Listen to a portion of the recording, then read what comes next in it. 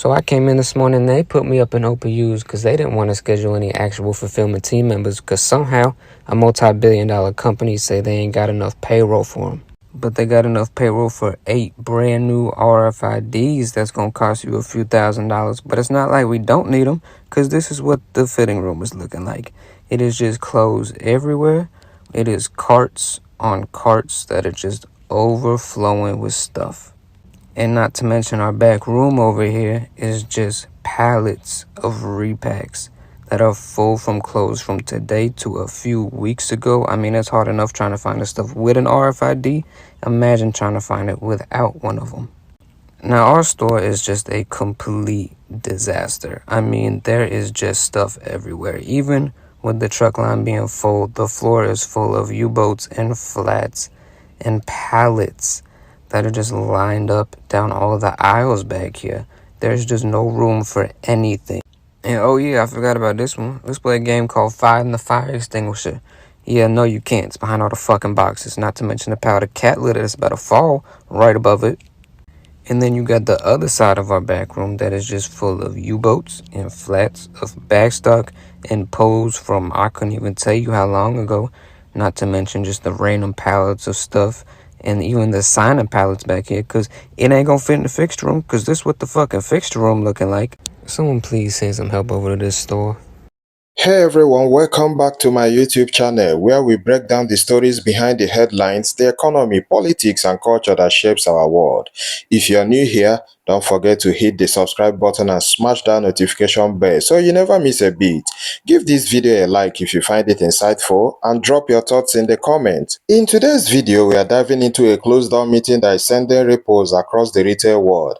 America's top retail CEO like Walmart, Target, Amazon, Home Depot and more just wrapped up a critical session on tariffs, supply chain threats, and those rising rumors of empty shelves this summer. Considering the reimposing or expanding tariffs on certain Chinese goods, a move aimed at protecting America's manufacturers. But retail CEOs are worried that this could lead to higher prices for consumers and disruptions in the already fragile supply chain. CEOs from the biggest names in retail met behind closed doors with the White House officials and trade advisors to express concerns. The CEOs warns that the shelves could start looking emptier not because of shortages but because of delayed shipments and rising costs, making some items unprofitable to stock. But let's zoom out. This isn't just about shelves at Target, it's part of a much bigger story about global trade, inflation, consumer behaviors. Think about it. Higher tariffs may protect local industries, but they also raise prices at a time when Americans are already feeling the pinch. These stories are still unfolding, and we'll be keeping a close eye on how this CEO's meeting plays out. Could this influence the administration's next move? Will consumers see the impact in stores? We'll keep you posted. If you appreciate this breakdown, make sure you like this video, subscribe if you haven't already, and share with someone who needs to stay informed. And hey, don't go anywhere. We've got more videos lined up right after this one, so stay glued, keep watching till the end. It took Trump meeting with Home Depot, Lowe's, Walmart, and Target to realize that tariffs are going to raise prices and cause empty shelves. And that's what scared him enough to bend the knee and pause the tariffs. You can't make this up. We are also reporting today that a group of CEOs of the top American retailers, Walmart, Target, Home Depot, and Lowe's, had a private meeting with Trump on Monday. They had plenty to say, but there was one warning that stuck out. Empty shelves, they said. Empty shelves in American stores as soon as this summer because of Trump's actions. What is that meeting in the Oval Office on Monday that we learned about, and other reporters did as well, that really apparently caught the president's attention? And I am told that business leaders, the Business Roundtable and others have been reaching out to White House Chief of Staff Susie Wiles and other advisors here, trying to get a meeting with the president, trying to convey to him in real terms the real fallout of some of this uncertainty, some of these tariff policies. And it was that empty shelves comment, we are told, that really caught the president's attention. Of course, you can see why. The whole idea that we would have interruption in the supply chain, sort of like we all saw in the pandemic, simply because of his policies, is something that would be difficult for the White House to endure. So that is one of the reasons we are told that he changed his posture. It's interesting. So what Donald Trump has done is just given every single one of his supporters a crash course lesson in what tariffs are and how they actually impact them. The Democrats were right. We were telling you all this was a bad economic policy for Donald Trump to do. And it literally took the CEOs of those companies to meet with him and look him dead in his eyes and say, "Sir, if you keep this up, there will be empty shelves." And that thought made him realize that all of his lies were finally going to be revealed to the American people. Could you imagine him telling everyday Americans that egg prices have came down 93, 94% while the shelves are empty? It's Good Friday and I have some good news. Target, y'all have messed up so bad that y'all have managed to turn this boycott into a breakup. The fact that I have not walked in a Target since this boycott began is something that makes me so proud of myself and also makes me realize that I never need to go back. There is nothing at Target that I haven't figured out some way to survive without. What a lot of Black people aren't understanding is why we have this heat for Target that we don't seem to have for other businesses. What about Amazon? What about Walmart? First of all, we can walk and chew gum at the same time. Target played in our faces. We knew Amazon wasn't shit. We knew Walmart wasn't shit. But Target, we were rooting for you. After George Floyd, you pledged all this money, you rolled out all of these programs, you partnered with all of these Black brands, you carried all of this merchandise. We were really proud to shop at Target. And for you to throw us out the window at the first stop up the road just means that it was all fake. And now that we know that you are who we thought you were, we have to now act accordingly. So, sorry. It's now being reported 8 weeks in a row of a decline in sales at Target. And it's by a major publication, not fake news and not one that's on the right or the left, but it's there. Check it out. Stocks are down 57%. The boycott is working. Now, here's the funny part. Look at their website. Go check out their website. People are not quitting. They're trying to sell some like cake or candles. If you type in Target in the search bar, okay, type it in, look at for cake or candle and go there, then look at all the comments. I feel like if I were Target, I would shut off the comments, okay? But for all the people out there that says that it's not working, it absolutely is. These are major news outlets that are reporting decline in sales, and they're attributing it to the boycott. They're attributing it to the flip-flop, as they called it in one article, of DEI, okay? So all the other folks that are out there in La La Land trying to act like this is fake news and it doesn't make sense and where are we getting our information from? It's all right out there.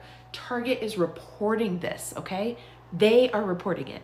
It's not made up. It's reported news on business from financial publications and outlets, okay? Go search Target candle or cake and have some fun with it. Have you been to Target lately? Chances are probably not, especially when you see these headlines that in-store foot traffic to Target is down 40% year over year. And now these headlines are blaming the DEI, all the crazy stuff that Target's been doing. But I wanted to give you some insights that I know from working at Target for 17 years, running stores, building stores, doing a ton of stuff for this organization. Now, Target is missing the mark on a dozen different fronts. And it's not just the DEI efforts. Those definitely are a problem. But the bigger problem is that Target is just not competitive to their competitors like Amazon and Walmart specifically. Let's talk about it. One, when was the last time that you felt a good experience when you went into a Target store? They have everything locked up these days. And the stores that aren't locking them up, they're just leaving the doors all wonky. So you can't even buy the essentials like toothpaste and Tide. Why would I want to hassle with that when I can order them on Amazon or go next door to Walmart where that is not the case? Number two, they are failing on grocery. Their grocery was designed to be a trip driver, right? If you need to buy fresh grocery, you typically go to a Target store multiple times per week. And guess what? When you fail at grocery, you fail at trip driving. And Walmart is just destroying them when it comes to grocery. And Amazon's not doing too bad either. The difference is they are staffing their stores appropriately so that their grocery departments are fresh and full all the time. When you walk into a Target store, it is like a ghost town of staff, and the staff that are there are struggling to even get the basics done. So they are failing on that front. Number three, checking out at Target is the craziest, most terrible experience of any modern retail store. They tried to do this whole self-checkout thing, but that backfired on them. And now all the self-checkouts are all closed all the time at these stores. And they have like one or two cashiers going with like a massive line. Like that is not the experience that I want to do when I go to a store. I want it to be quick and easy, and it should just be seamless. And I just think of all the capital expenditure they did to put these locking cases and these self-checkouts in there, when it's like you could have just hired a few more people and you could have made such a better experience for your customers. So when you're thinking of why Target is failing, they're failing because the drive-ups and the online shopping does not allow them to grow their sales. When you think about how Target and traditional retailers grow their sales, they bring you into the store and your eye catches things and you add that to your basket. Or you go to the checkout and you buy some gum and you buy a magazine or you buy whatever's there.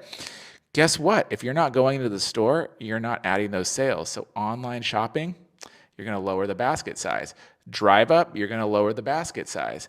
And so Target really needs to reinvent the in-store experience to make it such a fun place to shop again. That means you need to like 4 or 5x your staffing in the stores. You need to, get these self-checkouts out of there and bring service back, because honestly, full shelves, great service will still bring people to your store. And yes, they will add on with online shopping and different things. But, how the experience is in these stores right now is just no one wants to go there. I will go to Walmart and I will shop on Amazon well before I take a look at a Target store right now. Donald Trump has surrendered once again on tariffs, this time with China. Donald Trump, after all of his tough talk, is now backtracking in a big way. And there are reports now that the tariffs are going to come down from 145% to more like between 50 and 65%. A final number has not yet been determined or announced. Yesterday in the White House, Donald Trump took a very different tone when asked about these tariffs. First, he said that he was not going to play hardball with China. Listen to this. Are you going to play hardball with them? Are you going to mention COVID? Well, I'm not going to say, no, I'm not going to mention COVID. I'm not going to say, I'm going to play hardball with China. I'm going to play hardball with you, President Xi. No. We're going to be very nice. They're going to be very nice. And we'll see what happens. But ultimately, they have to make a deal, because otherwise they're not going to be able to deal in the United States. So During the same press conference, Donald Trump admitted that the 145% tariffs were very high and that they weren't actually going to be that high anymore. Watch this. That's true. 145% is very high, and it won't be that high. It's not going to be that high. It got up to there. We were talking about fentanyl, where various elements built it up to 145. No, it won't be anywhere near that high.